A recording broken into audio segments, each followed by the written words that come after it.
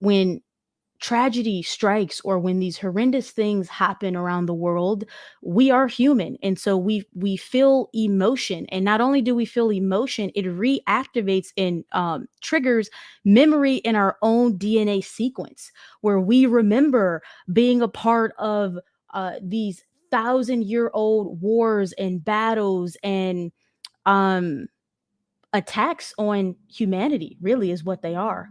And so we want to acknowledge your emotions. We want to acknowledge the human journey while simultaneously pulling you into the frequency of the global unity grid. So, we're going to be talking about what the global unity grid is, activating that vibration in your field more. But first, let's approach this from a higher level.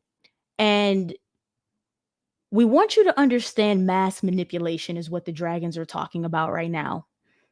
So many of the events that are promoted to you are done so intentionally, and not even on the higher governmental level. We're talking beyond that, right? We're talking shadow governments and those types of things that most of you are familiar with. And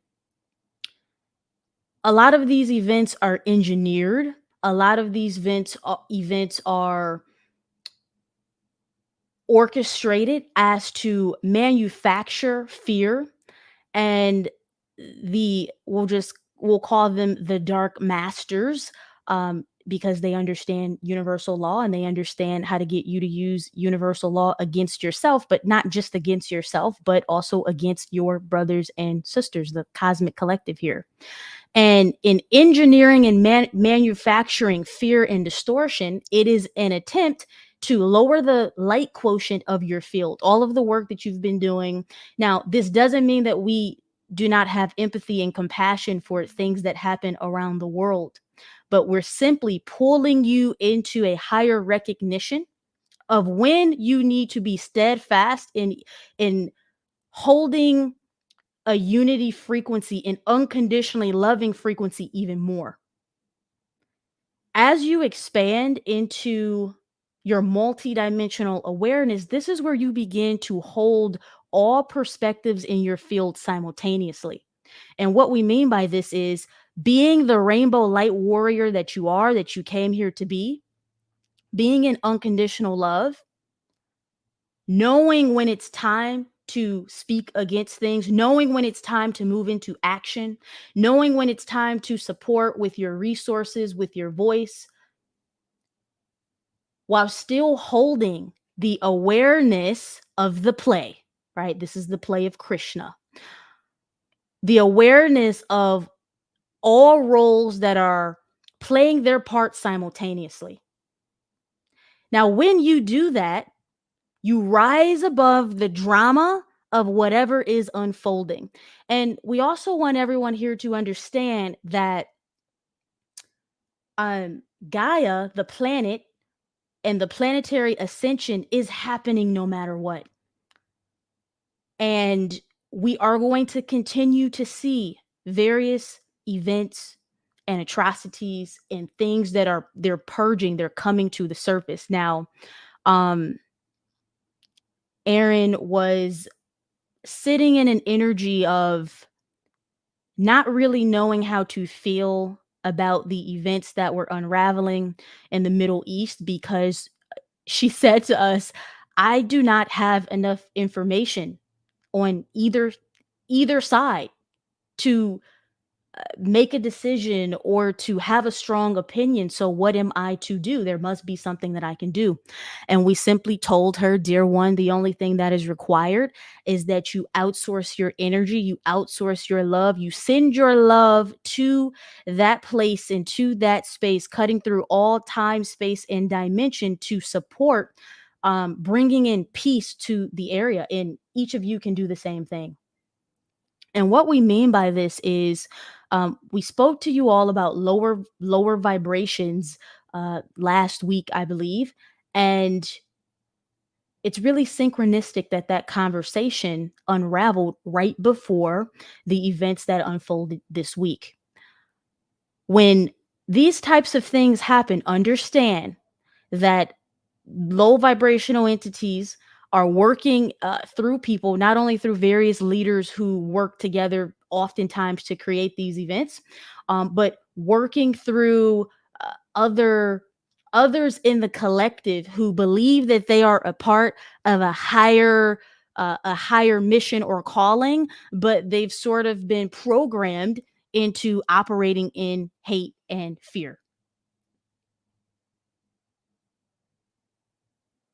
And so, in knowing when you become the rainbow light warrior that you are, and you know there are lower vibrations working through people in the higher levels, in the mass levels, in the local leadership levels, you want to send your energy to cleanse and purify the space. And all of you have the power to do this when you are operating in the unity field, when you are operating in unconditional love, when you are recognizing all of the roles that are playing out truly for the expansion of the evolutionary phase that humanity is in.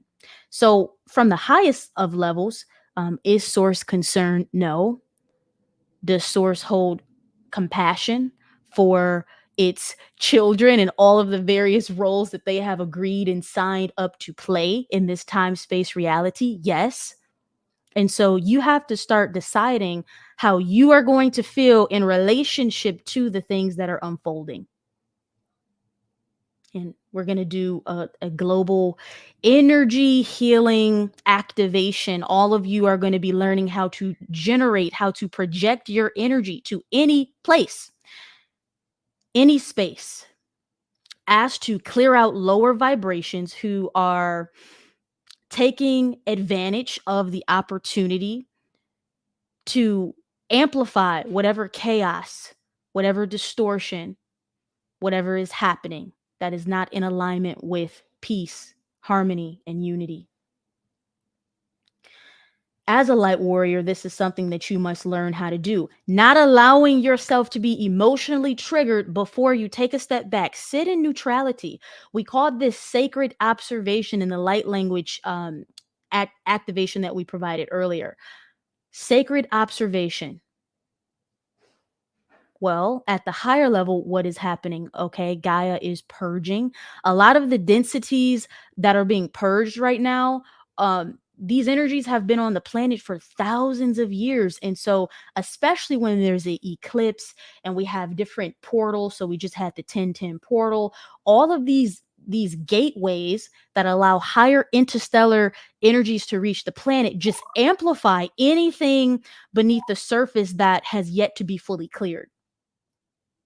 In choosing to sit in that sacred observation, recognizing what's happening, that first chaos usually comes to surface before we anchor into a higher grid. You are not contributing fear frequencies into the old inverted matrix grid system. So, this global unity grid that we're activating in your fields right now, as well as the star tetrahedral technology in your DNA. Yes, these are key codes that are interlocked in your DNA sequence. And through transmissions like these, we are simply reactivating them, unlocking them, bringing you into remembrance of who you really are and who everyone else is. In simple terms, this just means remembering that you are source, remembering that you are love, remembering that there is only light. Now, the ones who are working against you as to ensure that you do not activate these key codes in your DNA sequence, you must learn how to fight with love. Love is the highest force, the highest frequency that we neutralize all distortion, all distraction, condensing lower vibrational grids back into unity, back into source. This is what you must learn how to do every single time. It doesn't mean we can't help those who have. We want you to understand something. There's a reason why you have been born into a certain geographical location. There's a reason why others have contractually agreed to be born in other geographical locations where there are frequent wars and attacks and things of such. So recognize that when a soul chooses to be exposed to certain global events, typically it's because it's a part of its own soul's evolutionary path, meaning there's a past or future parallel incarnation that the soul is wanting to rebalance on some level via this incarnation.